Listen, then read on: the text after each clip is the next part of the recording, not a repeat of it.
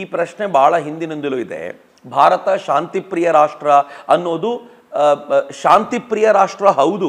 ಶಾಂತಿಪ್ರಿಯ ರಾಷ್ಟ್ರ ಎಲ್ಲಿಯವರೆಗೂ ನನ್ನ ಶಾಂತಿಯನ್ನು ಕದಡಲಿಕ್ಕೆ ಬರುವವರೆಗೂ ನಾವು ಶಾಂತಿಪ್ರಿಯ ರಾಷ್ಟ್ರ.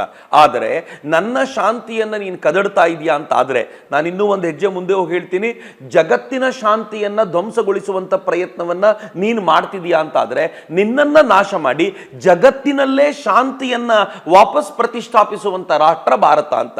ಭಾರತ ಶಾಂತಿಪ್ರಿಯ ರಾಷ್ಟ್ರ ಅಂದರೆ ಏನು? ಭಾರತ ತನ್ನ ಶಾಂತಿಯನ್ನು ಕಾಪಾಡಿಕೊಳ್ಳಿಕ್ಕೋಸ್ಕರ ಅಶಾಂತಿಯನ್ನ ಸೃಷ್ಟಿ ಮಾಡ್ತಾ ಇರುವವರನ್ನ ನಾಶ ಮಾಡಿ ಶಾಂತಿಯನ್ನ ಪ್ರತಿಷ್ಠಾಪಿಸುವಂತ ರಾಷ್ಟ್ರ ಅಂತ.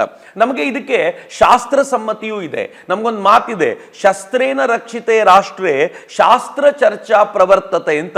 ಒಂದು ರಾಷ್ಟ್ರದಲ್ಲಿ ಶಾಸ್ತ್ರ ಚರ್ಚೆ ನಡಿಬೇಕು ಅಂತ ಆದ್ರೆ ಶಸ್ತ್ರದಿಂದ ರಕ್ಷಿಸಲ್ಪಡಬೇಕು, ಶಸ್ತ್ರವನ್ನ ಬಳಸಬೇಕು ಅಂತ.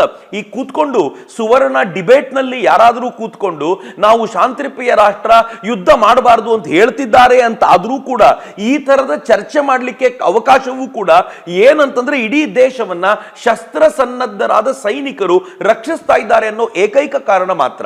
ಈ ದೃಷ್ಟಿಯಿಂದ ನೋಡುವಾಗ ನನ್ಗನ್ಸುತ್ತೆ ಇವತ್ತು ಭಾರತ ಯುದ್ಧಕ್ಕೆ ಮುಂದಡಿ ಇಟ್ರೆ ಅದನ್ನ ಇಡೀ ಜಗತ್ನಲ್ಲಿ ಯಾರೂ ವಿರೋಧಿಸೋದಿಲ್ಲ.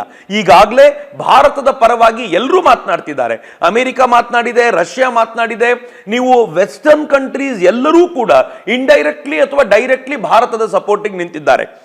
ಈವನ್ ಟರ್ಕಿ ಕೂಡ ಪಾಕಿಸ್ತಾನಕ್ಕೆ ತಾನು ಯಾವುದೇ ಶಸ್ತ್ರಾಸ್ತ್ರಗಳನ್ನು ಕಳಿಸೋದಿಲ್ಲ ಅಂತ ತುಂಬಾ ದೊಡ್ಡ ಮಟ್ಟದಲ್ಲಿ ಹೇಳ್ತಾ ಇದೆ ಅಂತಂದ್ರೆ ಇದು ಪಾಕಿಸ್ತಾನವನ್ನ ಐಸೋಲೇಟ್ ಮಾಡೋದು ಅಂತ. ಯುದ್ಧದ ಮೊದಲನೇ ಹಂತವನ್ನ ನಾವು ಗೆದ್ದಾಗಿದೆ, ಪಾಕಿಸ್ತಾನವನ್ನ ಐಸೋಲೇಟ್ ಮಾಡಿದೀವಿ. ಚೈನಾ ಕೂಡ ಪಾಕಿಸ್ತಾನದ ಪರವಾಗಿ ಮಾತನಾಡಿದೆ, ಆದ್ರೆ ಧೈರ್ಯವಾಗಿ ಪಾಕಿಸ್ತಾನಕ್ಕೆ ಬ್ಯಾಕ್ ಮಾಡ್ತೀನಿ ಅಂತ ಹೇಳ್ತಿಲ್ಲ. ಸ್ವತಃ ಯುನೈಟೆಡ್ ನೇಷನ್ಸ್ ನಿನ್ನೆ ಪಾಕಿಸ್ತಾನಕ್ಕೆ ಎಚ್ಚರಿಕೆ ಕೊಟ್ಟು ಹೇಳಿದೆ, ನೀವು ಬಲೂಚಿಸ್ತಾನದಲ್ಲಿ ಹ್ಯೂಮನ್ ರೈಟ್ಸ್ ಅನ್ನ ನಾಶ ಮಾಡ್ತಾ ಇದ್ದೀರಾ ಅಂತ. ಅದರ ಅರ್ಥ ಪಾಕಿಸ್ತಾನ ಟೋಟಲಿ ಜಾಗತಿಕ ಮಟ್ಟದಲ್ಲಿ ಐಸೋಲೇಟ್ ಆಗಿದೆ.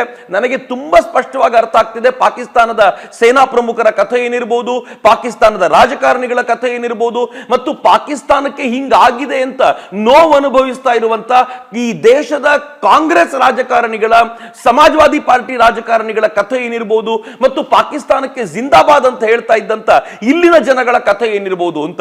ಇನ್ನೂ ಭಾರತ ಯುದ್ಧ ಮಾಡಲೇ ಇಲ್ಲ, ಯುದ್ಧಕ್ಕೆ ಪೂರ್ವ ತಯಾರಿ ಮಾಡ್ಕೊಂಡಿರುವಾಗಲೇ ಹೀಗಾಗಿದೆ ಅಂತಂದ್ರೆ ಇನ್ನು ನಾಳೆ ನಾವು ಸರಿಯಾಗಿ ಮುಂದಡಿ ಇಟ್ರೆ ಏನಾಗಬಹುದು ಅಂತ ನೀವು ಇಮ್ಯಾಜಿನ್ ಮಾಡಬಹುದು ಅಂತ ನನಗನ್ಸತ್ತೆ.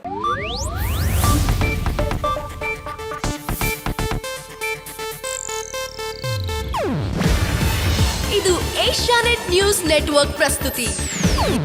ನೀವು ನೋಡ್ತಿದ್ದೀರಾ ಏಷ್ಯಾನೆಟ್ ಸುವರ್ಣ ನ್ಯೂಸ್.